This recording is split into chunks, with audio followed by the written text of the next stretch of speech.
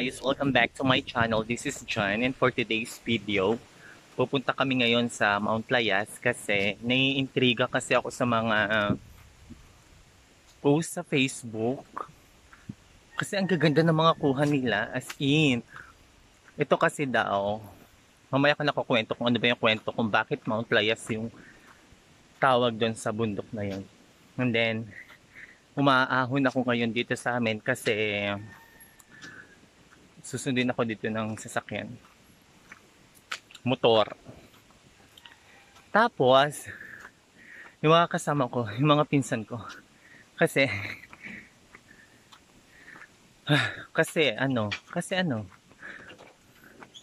pupunta nga kami doon. Ang gaganda kasi ng mga kuha ng mga friend ko sa Facebook doon. Kaya see you guys later na. Bye. I will update you. So dahil nakalimutan ko yung face mask ko, bumili ako ng isang box.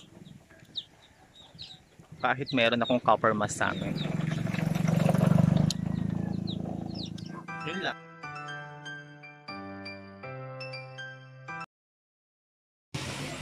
So nag-stop over muna kami kasi you know, we need to buy water.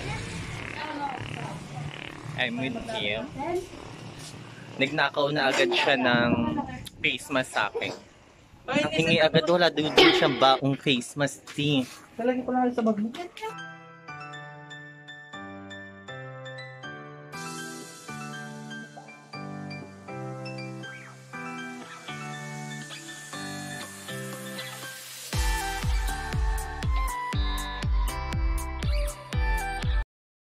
At medyo hindi natin alam yung daan. We're going to liko-liko na here, there.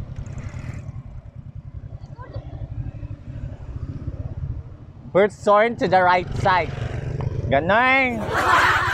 Pag hindi alam ang English, tatagulugin natin. Ganon. Ay, kuya. Doon ka talaga ang daan papunta Mamimili. Doon nga.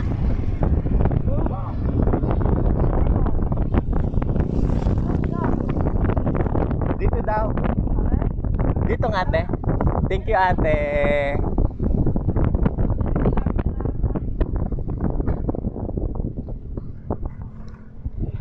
Ah! Tidang-dang.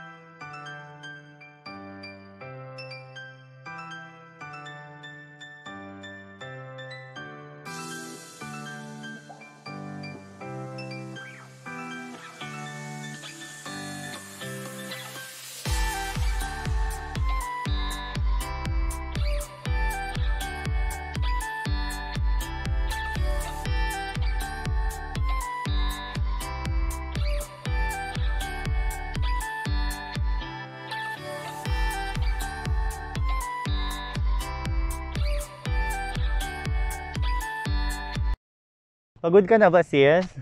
I'm so tired na. Okay. Tapos, pagod na. Hinihingal. Malayo pala siya. Kung, di ko lang alam kung how many kilometers from bayan, from municipal hall, from municipal, going here.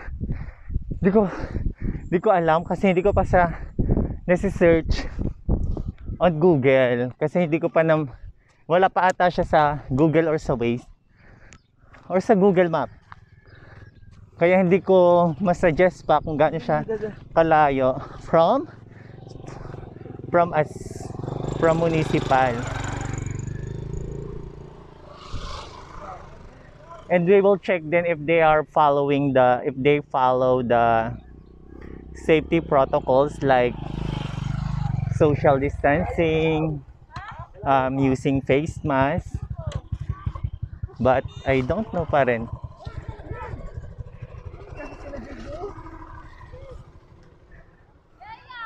Hoy! Galing kayo na dyan? Sasarahin! Yung motor hindi kaya. Kaway. Sayang. Kayo pala, gumura din yan. So yung kumaway, kapitbahay namin yon. Pero kailangan natin magmadali dahil ng motor. Go na, bading!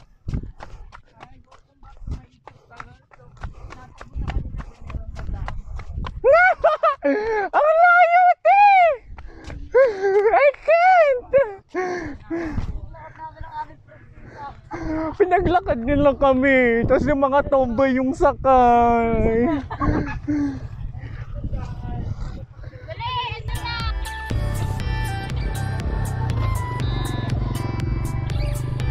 Ano?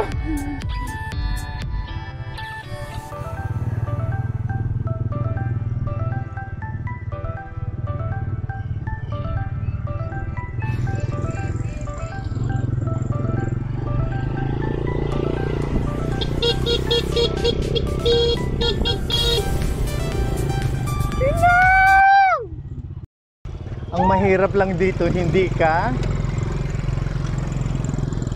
Isa lang yung way. Tapos kapag may kasalubong, kailangan mong mag-stop yung isa. Sige, paunahin natin yung mga nakamoto. Maglalakad na lang kami.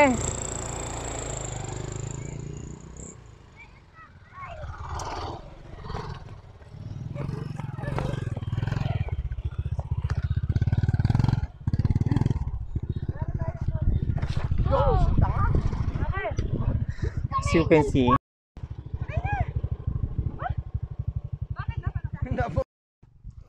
ang init. Napapagod na ako. I didn't expect na ganito kalayo yung Mount Layas. Sabagay bundok naman kasi kaya Mount, 'di ba? Kukwento ko na pala sa inyo kung bakit Mount Layas 'yon kasi may babae at lalaki nagtatanan from the other mountain. Tapos may nakakita sa kanila. Tapos pinalayas daw sila.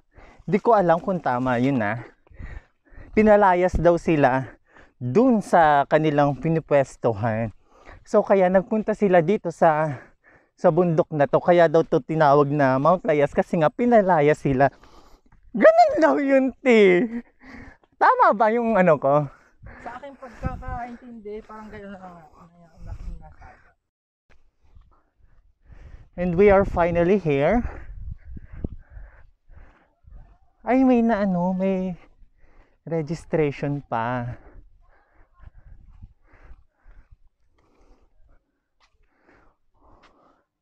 Mount Layas! Yay!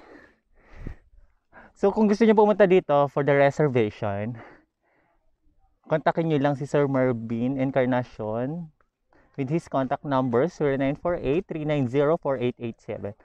I-flash ko siya sa screen. Ito.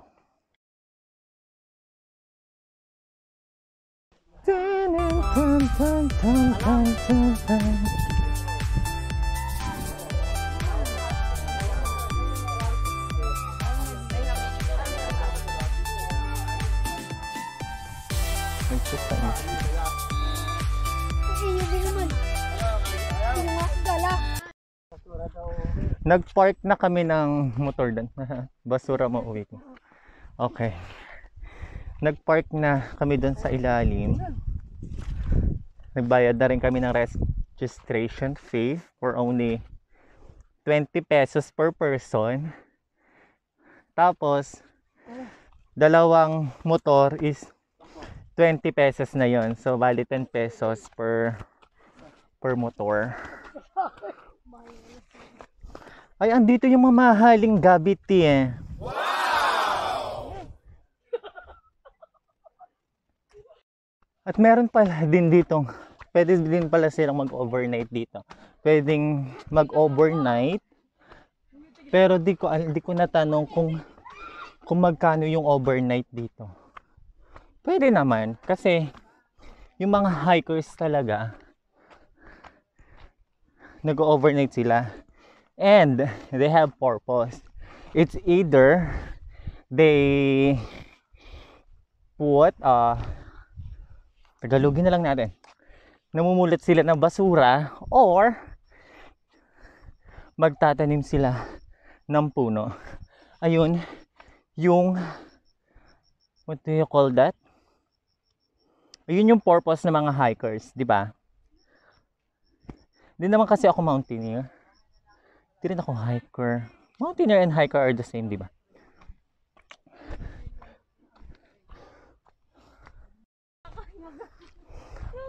Hindi na wala mo kayo. Naka-face mask kami lahat. Ayan, oh, tignan nyo sila. Kasi nga, they are follow the safety protocols, di ba? As of now, kasi di ko alam kung magkano, kung how many case na dito sa atin sa Pilipinas, but di ko alam. Later na ulit, napapagod na ako magsalita. Mamaya na ulit, ha? So, update lang. Kanina medyo maluwang yung aming dinadaanan. Pero ngayon, pasikip ng pasikip. Ay, wait lang, hindi makikita sa phone ko. Saan ka daw? Saan daan? Left to right. Ay, te-text niyo ho kami kung mali ho kami, ha? Yung isa din eh. Doon kayo, George. Hindi kami dala ni Pakla. Ay, dito nga.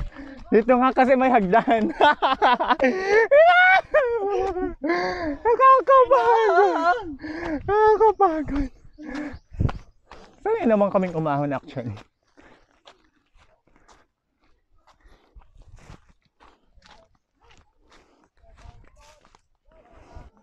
Si Mark. Si Mark Ganti. Nakakachat ko siya. Taga-bayan sila.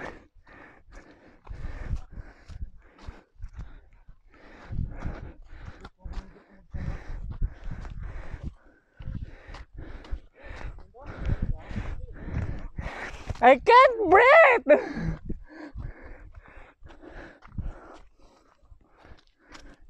Ano? Ang dami ko nang hindi... Ang dami nang nakalagpas. Hindi ko sila makita. Hindi ko na sila natagpuan dito. Malapit na tayo, ah! Ay! Ha? Nakita ko, ha? Nginitian nga ako, eh.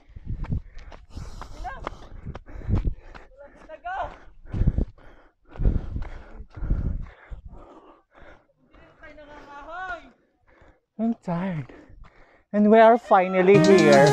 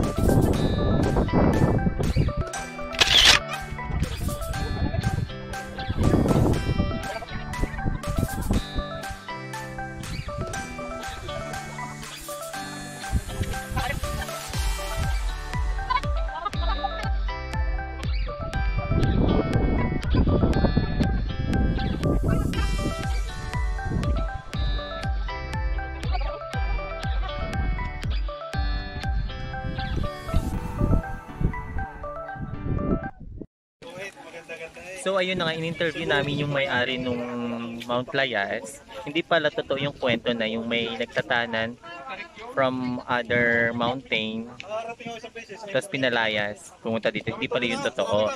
Ang totoong storya is yung may-ari neto, lumipat sila ng as is, bumaba sila. Although as is din naman to, pinababa sila dito kasi akala nila giginhawa yung buhay nila doon. Pero hindi naman daw sila guminhawa, kaya inano nila to, dito na ulit bumalik sila. Then na-discover to nung anak niya kasi meron silang ganito din sa may Tanay Rizal.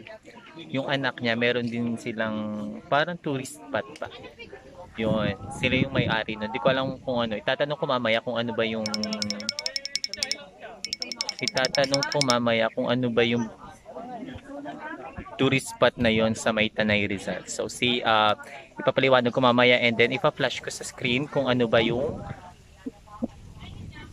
mountain na yun sa Tanay Rizal. So bye-bye. Sina kuya yung may-ari. Tapos sina ate. Yung mountain pala sa Tanay Rizal ay Mount Tanay. Ay, Mount Mapalad ba? Mount Mapalad. Ayun, tinanong ko na. Ganda. Ganda doon. So yun, pag-akyat nyo pa lang sa bundok, makikita nyo na yung unang bangka. Unang pwedeng pag-picturean nyo, which is kita talaga yung volcano. Makita mo yung Taal Volcano scene. Ganon. And then, nag-alis lang ako ng face mask kasi nga, syempre, andito naman, at saka for the video, hindi nyo maintindihan yung salita ko kapag naka-face mask ako din nagsasalita, di ba? So, sa second, natin, dito. So, sa pangalawa naman na pwede yung pag-picture, meron sila dito. Di ko alam kung anong tawag dito. Bridge. Bridge? Hindi ko alam. Di ko alam kung anong tawag dito. Basta meron silang ganito. Yung pangatlo, papakita ko sa inyo. Yung pangatlo, yung heart. Yung single ka, hindi ka pwede dito. Para daw to sa may jowa. Pero kapag kapag single ka, gagawan ka nila ng parang may hati, di ba, kapag broken hearted, di ba, gagawan nila, di ko alam kung saan yung part yun, gagawan nila yun, pangatla. Tapos yung pang-apat naman, meron sila dito parang pugad, I don't know what they call it. Basta meron silang ganito. Tapos yung huli, tinatamad na ako maglakad. Yung tubo, meron silang tubo. You can stay overnight daw dito for only 50 pesos. 50 pesos lang yung bayad kapag overnight. Pero kapag kapag day ka naman nagpunta dito is 20 pesos lang. Then yung parking, as I have said a while ago, 10 pesos lang yung parking nila. Motor lang yung pwedeng makapunta dito kasi nga maliit lang yung daan. As you can see naman sa mga previous videos ko na ang liliit ng daan, talagang motor lang yung makakadaan. So yun lang. Bye-bye! So yun guys, thank you guys for watching. If you like this video, please like, comment, share, and subscribe, and hit the notification bell para updated ka sa mga videos na ina-upload ko. Bye-bye! Bye-bye na! Bye-bye! Thank you for watching! Quick mesmerizing lang. Mesmerizing. Kasi yung mga ganitong yung ganyan. Dati talaga namumulot ako ng niyog. Kasi dati high school ako, from 3rd year to 4th year. Nalilimot ako ng niyog. Then hanggang doon sa baba. Tapos binibenta ko yung niyog na yun para may pambaon ako for the week. Yun lang, na-share ko lang kasi naalala ko nilulusong namin yan, mga ganyan. Tapos syempre walang kaalam-alam yung mga may-ari ng niyugan na kinukuha na pala namin yung mga niyog na nalaglag sa kanilang puno. Ayun, na-share ko lang naman. Inspirational message. Guest speaker, baka naman Molinete Elementary School, may inspired kayo sa aking kwento. Charot! Yun. Tapos, ito pa pala kasi nakakita ko ng bunton na kahoy. Nangangahoy din kami niyan. Kasi, hindi pa uso. Uso na dati yung shilin-shilin, mga gasol. Pero, dahil sa hirap ng buhay, we need to